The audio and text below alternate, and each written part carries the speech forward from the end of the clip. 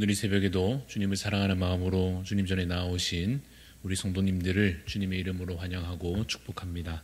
기도하겠습니다. 하나님 아버지, 오늘도 우리에게 사랑과 긍휼을 베푸심을 감사합니다. 자격 없는 우리를 택하여 주님의 자녀로 삼으시고 부족한 우리를 버리지 않으시며 여전히 참으시고 사랑으로 붙드심을 감사합니다. 주여, 우리를 완전케 하여 주옵소서. 죄 가운데 빠졌던 우리의 몸과 마음을 흰눈처럼 깨끗하게 하여 주옵소서. 순결한 신부와 같이 주님 앞에 설 수 있도록 주님 오실 날까지 힘써 믿음을 지키며 세상에 물들지 아니하고 오직 말씀으로 행할 수 있도록 성령님 우리를 인도하여 주시옵소서. 새해 우리에게 주신 비전을 따라서 성령 충만으로 예배하는 우리 모든 대양 가족들 되게 하옵소서. 모이기를 힘쓰고 또한 흩어져 거룩하게 살아가고자 애쓰는 참된 예배자들이 다 되게 하여 주옵소서. 온 성도가 말씀을 읽기를 사모하게 하시고 새로운 마음으로 예배의 기쁨을 누리게 하여 주옵소서. 주께서 맡기신 직분과 그 사역을 따라서 올 한 해 착하고 충성된 종으로 주님을 위하여 하나님 나라 위하여 잘 섬기게 하여 주옵소서. 연약한 우리 지체들의 그 몸과 마음을 주께서 붙잡아 주시고 주님의 능력으로 주님 깨끗게 하여 주옵소서. 회복의 능력을 하나님께서 은혜로 베풀어 주옵소서. 오늘도 말씀으로 우리 영혼을 먹이시고 우리의 간절한 기도 가운데 주님 들으시고 응답하여 주옵소서. 감사를 드리며 살아계신 예수 그리스도 이름으로 기도드리옵나이다. 아멘. 오늘 우리에게 주시는 하나님의 말씀은 신약 성경 베드로 후서입니다. 베드로 후서 1장 1절부터 11절까지 말씀 교독하여 읽겠습니다. 예수 그리스도의 종이며 사도인 시몬 베드로는 우리 하나님과 구주 예수 그리스도의 의를 힘입어 동일하게 보배로운 믿음을 우리와 함께 받은 자들에게 편지하노니 하나님과 우리 주 예수를 알므로 은혜와 평강이 너희에게 더욱 많을지어다. 그의 신기한 능력으로 생명과 경건에 속한 모든 것을 우리에게 주셨으니 이는 자기의 영광과 덕으로서 우리를 부르신 이를 알므로 말미암음이라. 이로써 그 보배롭고 지극히 큰 약속을 우리에게 주사 이 약속으로 말미암아 너희가 정욕 때문에 세상에서 썩어질 것을 피하여 신성한 성품에 참여하는 자가 되게 하려 하셨느니라. 그러므로 너희가 더욱 힘써 너희 믿음의 덕을 덕의 지식을 지식의 절제를 절제의 인내를 인내의 경건을 경건의 형제 우애를 형제 우애의 사랑을 더하라. 이런 것이 너희에게 있어 흡족한즉 너희로 우리 주 예수 그리스도를 알기에 게으르지 않고 열매 없는 자가 되지 않게 하려니와. 이런 것이 없는 자는 맹인이라 멀리 보지 못하고 그의 옛 죄가 깨끗하게 된 것을 잊었느니라. 그러므로 형제들아 더욱 힘써 너희 부르심과 택하심을 굳게 하라. 너희가 이것을 행한즉 언제든지 실족하지 아니하. 같이 읽습니다. 이같이 하면 우리 주 곧 구주 예수 그리스도의 영원한 나라에 들어감을 넉넉히 너희에게 주시리라. 아멘. 네, 오늘 말씀의 제목은 신성한 성품에 참여하는 자입니다. 신성한 성품에 참여하는 자라는 제목으로 함께 말씀을 나누고자 합니다. 오늘부터 베드로 후서를 이제 읽고 묵상하게 됩니다. 간단히 베드로 후서가 어떤 성경인지 어떤 배경과 주제를 가지고 있는지 먼저 잠시 살펴보고자 합니다. 이 베드로 후서는 제목에서 드러나듯이 예수님의 제자 베드로가 기록한 성경입니다. 베드로에 대해서 우리가 주로 가지고 있는 이미지라고 하면 우리가 알고 있는 몇 가지 사건들과 연관되어 있을 것입니다. 예를 들어 풍랑이 거칠게 일어나는 바다에서 예수님처럼 자신도 바다 위를 걸어보겠노라고 바다에 뛰어들었던 베드로, 또 다른 사람들은 다 예수님을 버려도 자신은 절대 예수님을 버리지 않을 거라고 자신만만하게 외치던 베드로, 또 예수님을 잡으러 온 사람들에게 맞서서 칼을 빼들고 그들을 위협하면서 실제로 그 상처를 입히기까지 했던 베드로. 하지만 결국은 예수님을 부인하고 낙심하여 이전의 삶으로 되돌아가려고 했던 참으로 연약한 베드로. 그러나 이후에 주께서 다시 그를 불러주시고 성령 충만함을 입은 이후에는 놀라운 사역을 또 이끌며 마치 예수님처럼 능력 있는 주의 종으로 그렇게 쓰임받았던 그 베드로가 바로 이 베드로후서의 저자입니다. 그런데 이 베드로후서가 그러한 베드로의 일생 중에 언제쯤 기록되었는지 이 성경을 읽어가면 알게 되는데, 언제냐 하면 이제 이 죽음을 사실상 거의 앞둔 그런 시기에 그가 이 성경 베드로후서를 기록하였음을 알게 됩니다.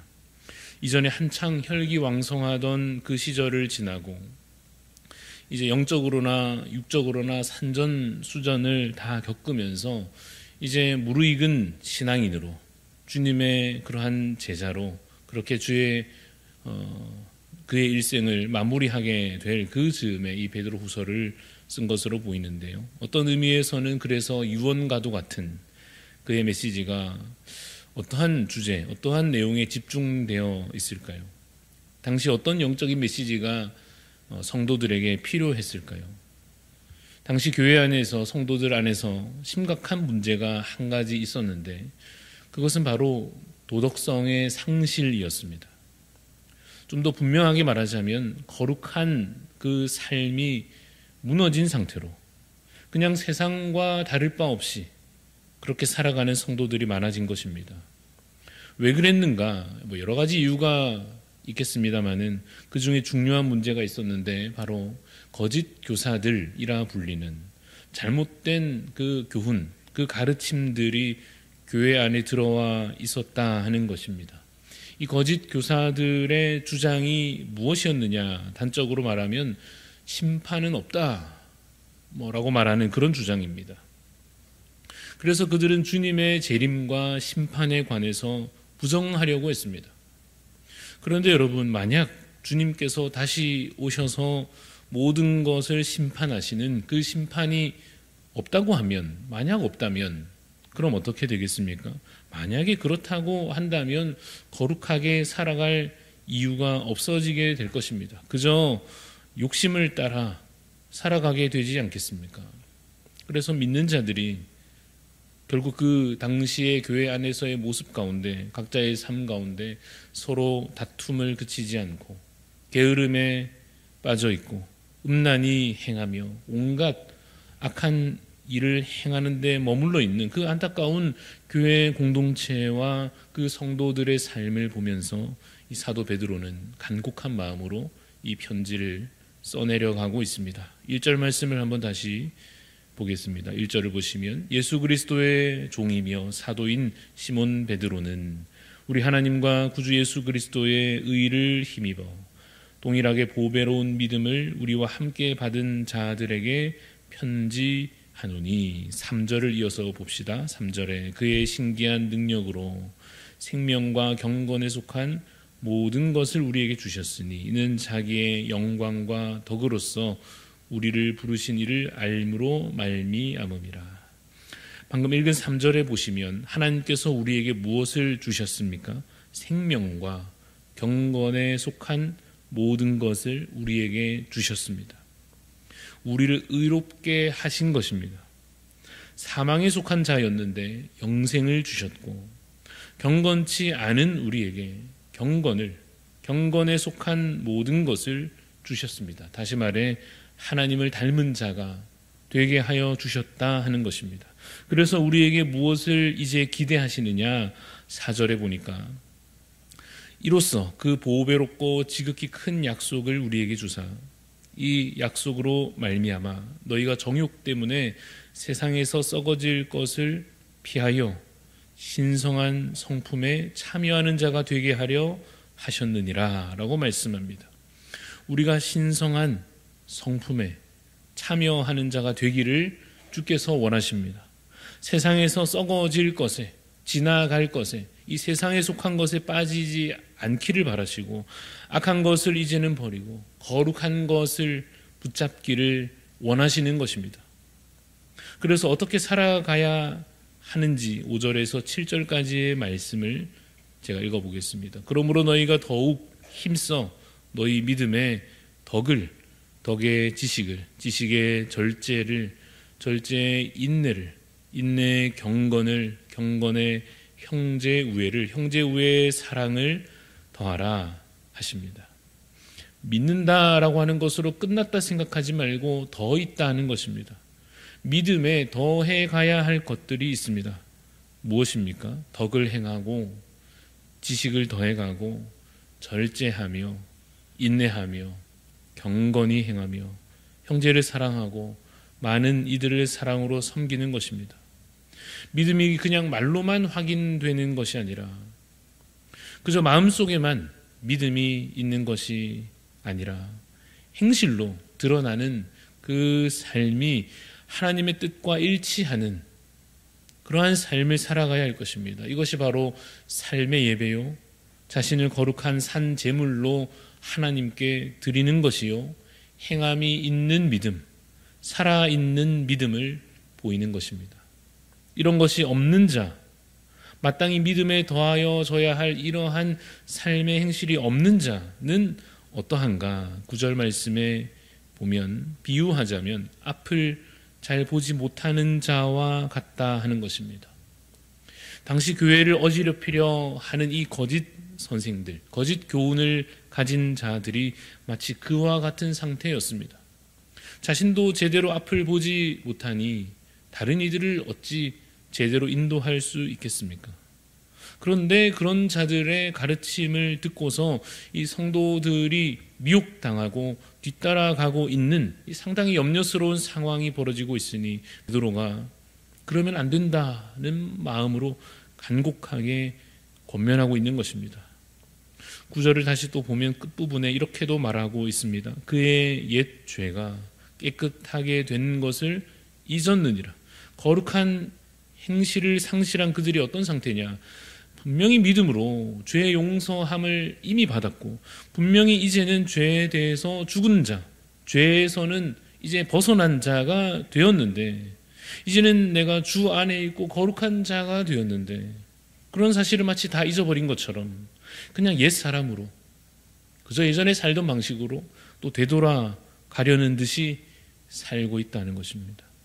애굽 땅에서 나왔으면 그 이전의 고통스러운 종살이에서 드디어 벗어났으면 힘겹게라도 약속의 땅으로 가야 되는데 힘겹다고 해서 다시 애굽으로 되돌아가려고 하는 것과 같습니다. 되돌아가면 어떻게 되겠습니까? 더 큰 고통과 괴로움을 다시 자처하게 되는 것입니다. 그래서 권면하는 말씀이 오늘 10절 말씀입니다. 10절 말씀, 그러므로 형제들아 더욱 힘써 너희 부르심과 택하심을 굳게 하라 하십니다. 부르심과 택하심을 굳게 하는 것이 무엇입니까? 잃어버리지 말라 하는 것이죠. 하나님의 자녀가 되었으니 자녀로서 누릴 것이 얼마나 많은데 왜 다시 죄 아래 종노릇하러 가느냐 하는 것입니다. 그러니 자녀된 그 신분, 그 놀라운 권세를 잃어버리지 말고 제대로 붙잡으라 하는 것입니다. 어떻게 붙잡을 수 있습니까? 믿음의 덕을 더하고 지식을 더해가고 절제하고 인내하며 경건하게 살고 사랑을 행하는 것입니다. 여러분, 이것이 그냥 쉽게 되겠습니까? 그냥 될 수가 없죠. 사랑이라고 하는 것이 어떻게 그냥 되겠습니까? 인내하는 것인데 어찌 그냥 쉽게 되겠습니까? 절제하는 것이 그냥 우리의 본성으로 그저 쉽게 되는 것은 아니지 않습니까? 죄의 습관을 이제 끊어내고 이전에 즐겼던 것을 이제는 멀리하고 삶을 새롭게 한다고 하는 것은, 그리고 그 삶을 잠깐이 아니라 그 변화된 삶을 이제 계속해서 지속해 간다고 하는 것은 많은 수고와 노력이 필요할 것입니다. 그러나 그것을 힘써 행하여 해내는 자들에게는 하나님께서 예비하신 큰 보상이 있습니다. 11절 말씀 우리 마지막으로 같이 한번 읽어볼 때 11절 함께 읽습니다. 시작. 이같이 하면 우리 주 곧 구주 예수 그리스도의 영원한 나라에 들어감을 넉넉히 너희에게 주시리라. 아멘. 천국을 우리에게 주실 것입니다. 영원한 나라를 힘써 믿음을 지킨 자들에게 누리게 하실 것입니다. 물론 이것은 믿음만으로는 천국 못 간다거나 행위가 필수 조건이라거나 그런 의미의 교훈은 아닙니다. 우리가 무엇을 이 믿음으로 마땅히 행하여야 할 것인지를 우리에게 가르쳐 주시는 말씀입니다. 사랑하는 여러분, 우리가 믿음을 얻었으니 그에 걸맞은 거룩한 삶을 갖추어 사시기를 간절히 바랍니다. 어두운 세상 속에 빛나는 작은 촛불처럼 세상의 풍파에 금방 흔들려 꺼져버릴 것도 같지만 그래도 꿋꿋이 믿음으로 그 빛을 계속해서 버티어 이어가는 주님의 제자로, 주님의 자녀로 더 거룩하게, 더 순결하게 그렇게 살아가시기를 간절히 소원합니다. 이번 한 주간 이 베드로후서 말씀을 새벽마다 묵상하게 될 것입니다. 이 말씀 통하여 주님 앞에서 더 거룩한 삶을 회복하는 복된 한 주간 되시기를 주님의 이름으로 축원합니다. 기도하겠습니다. 하나님, 주여 우리에게 기록된 이 말씀으로 오늘도 교훈하여 주심을 감사합니다. 어느새 믿는 것으로 그저 만족하고 내가 교회 안에 속하 있는 그 소속감으로 안심하고 삶을 돌아보지 못한 채로 주님, 내가 믿음 있다 말하고 주님 그렇게 행하였던 우리의 모습들 있다면 주여 이 말씀으로 다시 우리의 삶을 비추어 돌아보게 하여 주옵소서. 사도 베드로를 통하여서 잘못된 교훈에 빠져가는 성도들을 교훈하여 주셨던 것처럼 주님, 오늘 이 기록된 말씀 통하여 우리 대한교회와 우리 모든 성도들을 교훈하여 주옵소서. 하나님, 우리의 삶을 되돌아보건대 그저 말로만 생각으로만 믿는 자 되지 않도록 하나님, 우리에게 덕과 지식과 주님 인내함과 절제함과 형제를 사랑하는 것이 더하여지게 하여 주옵소서. 그것이 여전히 부족한데도 안심하는 자 되지 않도록 마치 우리가 이제 다 마친 자처럼 주님 그렇게 교만하지 아니하도록 하나님 겸손한 마음을 우리에게 주셔서 더 거룩하기를 사모하며 더 주님 앞에 순결하기를 기뻐하며 그래서 주님 오실 날까지 참으로 주님 앞에 거룩히 살아갈 수 있도록 하나님, 오늘도 이 말씀 통하여서 우리의 삶을 변화시켜 주옵소서.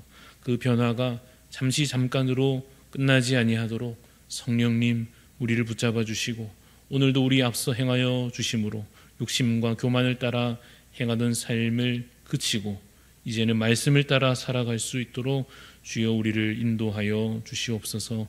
감사드리며 살아계신 예수 그리스도 이름으로 기도드리옵나이다. 아멘. 하늘에 계신 우리 아버지여, 이름이 거룩히 여김을 받으시오며 나라가 임하시오며 뜻이 하늘에서 이루어진 것 같이 땅에서도 이루어지이다. 오늘 우리에게 일용할 양식을 주시옵고 우리가 우리에게 죄 지은 자를 사하여 준 것 같이 우리 죄를 사하여 주시옵고 우리를 시험에 들게 하지 마시옵고 다만 악에서 구하시옵소서. 나라와 권세와 영광이 아버지께 영원히 있사옵나이다. 아멘. 오늘 우리 중보하며 기도할 때 스리랑카 땅을 위해서 섬기시는 옥기철 선교사님 위해서 기도합니다. 베루월라 칼루타라의 가정교회가 더욱 담대히 복음사역 감당할 수 있도록 메탄브라에 있는 건축된 교회가 지역의 영적 추수 센터가 될 수 있도록 한국에 와 있는 외국인 노동자들 회심하여 믿음으로 변화될 수 있도록 우리 옥기철 선교사님 스리랑카 땅을 위해서 세워진 교회들 정말 복음 사역에 잘 감당해 나아가는 그러한 영적인 추수를 위한 주님의 일꾼들 또 주님 세우신 교회 될 수 있도록 또 한국에 와 있는 외국인 노동자들을 위해서 기도해 주시기를 바랍니다. 그리고 우리 교회가 앞두고 있는 돌아오는 주일에 있을 재직 세미나와 또 1월 17일부터 시작될 말씀 사경회를 위해서 기도하며 준비하기를 원합니다. 그 외에도 우리 암과 여러 질병으로 치료 회복 중에 있는 성도님들 위해서 중보하여 기도해 주시기를 바랍니다. 우리 또 각자의 기도와 소원을 가지고 기도하며 나아가겠습니다.